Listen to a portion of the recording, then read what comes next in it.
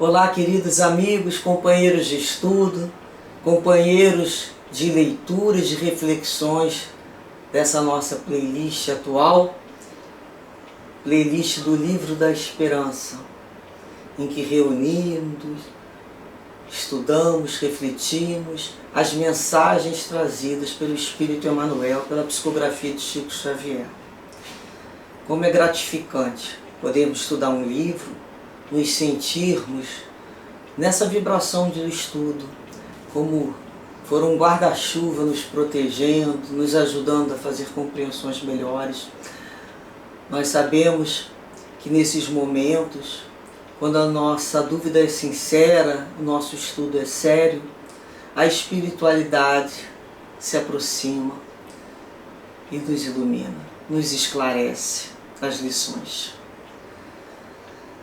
Por isso agradecemos a Deus a oportunidade de conhecermos a doutrina espírita nessa reencarnação e que possamos dela fazer, uma boa semeadura com os bons frutos para todos nós. Hoje iremos fazer a leitura do livro, a mensagem trazida por Emmanuel, de número 64, que tem como título Médiuns de Toda Parte. E o nobre espírito inicia no Evangelho de João, capítulo 17, quando Jesus disse: assim como tu me enviaste ao mundo, também eu os enviei ao mundo. E aí Emmanuel vai nos trazer de novo o Evangelho segundo o Espiritismo, o capítulo 19, a fé transporta montanhas, o item 9. Mas antes de chegarmos ao 9, vamos falar um pouco desse item 8 que precede, que tem como título a parábola da figueira seca, que eles saíram de Betânia e tiveram fome, vendo ao longe uma figueira. Ele dirigiu-se a ela para ver se encontrava alguma coisa. Tendo se aproximado, nada encontrou, apenas folhas, porque não era tempo de figos. Então Jesus disse à figueira: que ninguém coma de ti nenhum fruto, o que seus discípulos ouviram. Na manhã seguinte, ao passarem pela figueira, eles viram que ela havia secado até as raízes. E Pedro, lembrando-se das palavras de Jesus, disse: mestre, vê como a figueira que amaldiçoaste ficou seca? E Jesus lhe respondeu: tende fé em Deus. Em verdade vos digo que todo aquele que disser a essa montanha: tira-te desse lugar e lança-te ao mar, e isso sem hesitar no seu coração, mas acreditando firmemente que tudo o que disser acontecerá, ele o verá efetivamente acontecer. Então, essa é a passagem da figueira que foi anotado no Evangelho de Marcos, no capítulo 11. Aí Kardec nos diz que a figueira seca é o símbolo das pessoas que só têm a aparência do bem, mas em realidade não produzem nada de bom. Dos oradores que possuem mais brilho que solidez, suas palavras têm verniz artificial, agradam os ouvidos, mas quando são analisadas, não se encontra nada nelas de substancial para o coração. Após ouvi-las, pergunta-se: que proveito tiramos delas? É o símbolo de todas as pessoas que têm meios de ser úteis e não são, de todos os projetos irrealizáveis, de todos os sistemas vazios, de todas as doutrinas sem base sólida. O que falta na maior parte do tempo é a verdadeira fé, a fé realmente fecunda, a fé que abala as fibras do coração, em uma palavra, a fé que transporta as montanhas. Essas são as árvores que têm folhas, mas não têm frutos. Por isso Jesus as condenou à esterilidade, visto que um dia virá em que elas ficarão secas até as raízes, isto é, em que todos os sistemas, todas as doutrinas que não tiverem produzido nenhum bem para a humanidade, serão reduzidas a nada. Toda a planta que meu pai não plantou será arrancada, né? Jesus nos avisou. E que todos os homens voluntariamente inúteis, que não colocaram em ação os recursos que traziam consigo, serão tratados como a figueira que secou. Tinha possibilidade de fazer e não fez nada com a inteligência, nada com o tempo na vida, nada com as dificuldades que apareceram. São só folhas, não produzem. Então Emmanuel nos diz assim: os médiuns são intérpretes dos espíritos. Representam para eles os órgãos materiais que lhes transmitem as instruções. Daí serem dotados de faculdades para esse efeito. Nos tempos modernos de renovação social, cabe-lhes missão especialíssima. São árvores destinadas a fornecer alimento espiritual a seus irmãos. Multiplicam-se em número para que haja alimento farto. Existem por toda parte, entre os ricos e os pobres, entre os grandes e os pequenos, a fim de que nenhum ponto faltem para que todos os homens se reconheçam chamados à verdade. Se, porém, desviam do objetivo providencial a preciosa faculdade que lhes foi concedida, se a empregam em coisas fúteis ou prejudiciais, se a colocam em serviço dos interesses mundanos, se ao invés de frutos sazonados dão maus frutos, se recusam a utilizá-la em benefício dos outros, ou se nenhum proveito tiram dela no sentido de se aperfeiçoar, são comparáveis à figueira estéril. Estas considerações tão ricas de oportunidade, à frente da extensão constante das tarefas espíritas na atualidade, não são nossas. São conceitos textuais de Allan Kardec no item 10 do capítulo 19 do Evangelho segundo o Espiritismo, escrito, Emmanuel fala que há quase um século, para nós há mais. Os médiuns são legiões, funcionam aos milhares em todos os pontos do globo terrestre, seja na administração, na colaboração, na beneficência ou no estudo, na tribuna ou na pena, no consolo ou na cura, no trabalho informativo ou na operação de fenômenos. Todos são convocados a servir com sinceridade e desinteresse na construção do bem, com base no burilamento de si próprios.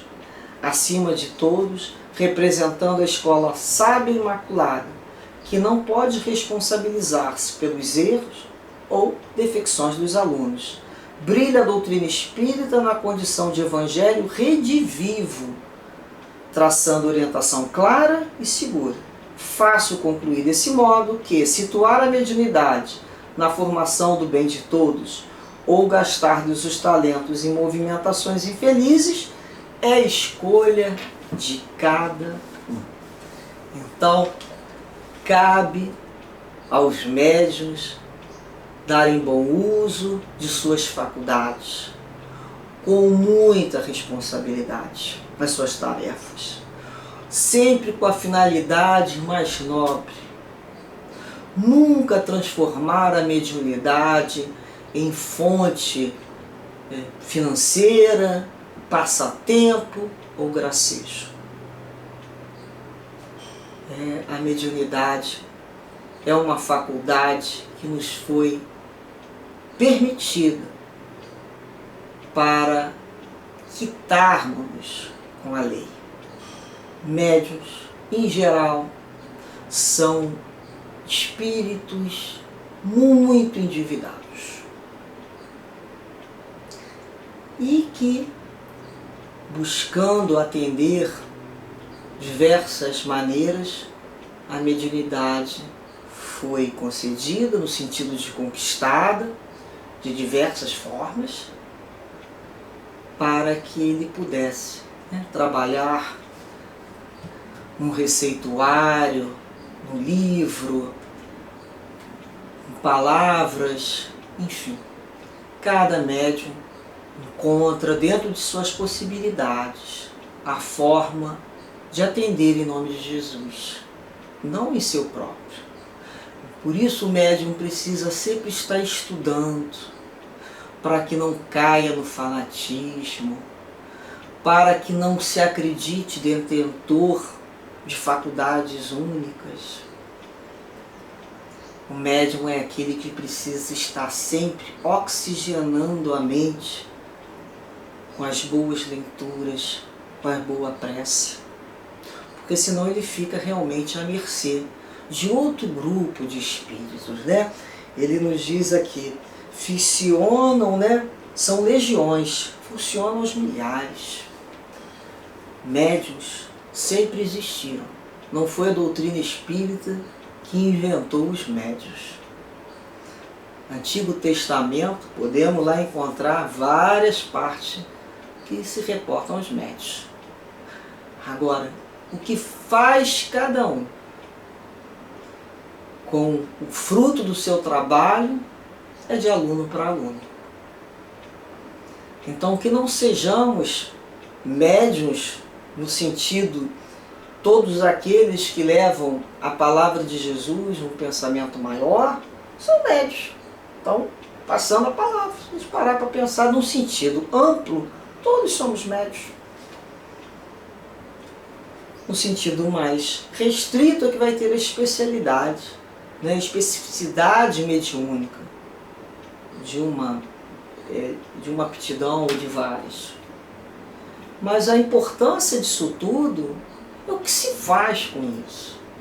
O fenômeno por si só não modifica ninguém, não cria melhoria de ninguém. Nunca vi fenômeno mediúnico tornar ninguém melhor. Digo isso por mim, desde muito nova, né, tendo que conviver com fenômenos, e realmente percebo, pela minha experiência, da minha vida e de outras pessoas, né, que fazemos a troca de entendimento, que o que nos modifica é o Evangelho. A compreensão da mediunidade a serviço do Evangelho. Isso sim nos faz parar para refletir, nos faz, né, parar para perceber o que realmente importa. Então a doutrina espírita não se resume a fenômenos como algumas pessoas acreditam. Muito, muito além. Muito além. Por isso falamos sempre, o médium é aquele que precisa estudar e estudar-se para não cair na sua própria armadilha da obsessão. Que Deus possa, assim, envolver os médiuns com a luz do amor, da proteção, para que sejam realmente condutores de alma, para que possam ser, né, essas almas que nos trazem um pouco de consolo e de esclarecimento, em nome de Jesus.